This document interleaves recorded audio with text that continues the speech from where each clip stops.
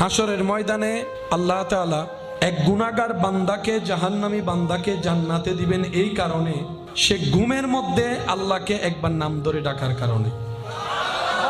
তো ফেরেশতারা রবকে বলবে, আল্লাহ সে তো জেগে ডাকে নাই, ঘুমে ডেকেছে। ঘুমে তো অনেকে অনেক কথা বলে।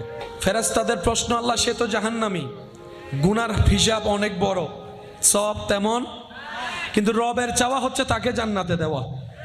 তো যিনি আইন বানান তিনি কখনো আইন ভঙ্গ করলে মানায়? রব তো আইনের মধ্যে একদম আহকামুল হাকিমিন। তো রব বলবে, ফেরেশতা জেগে ডাকুক আর ঘুমে ডাকুক আমাকেই তো ডাকছে, আমার বান্দা ঘুমের মধ্যে আমাকে ডেকেছে, এটা আমার পছন্দ হয়েছে, তার একবার ডাক আমি কবুল করেছি, সেটাকে এক পাল্লায় রাখ, সারা জীবনের গুনাহ আল্লাহ অন্য পাল্লায় রাখ। ফেরেশতারা যখন দেখবে ওই অবচেতন মনে একবার রব ডাকাটাই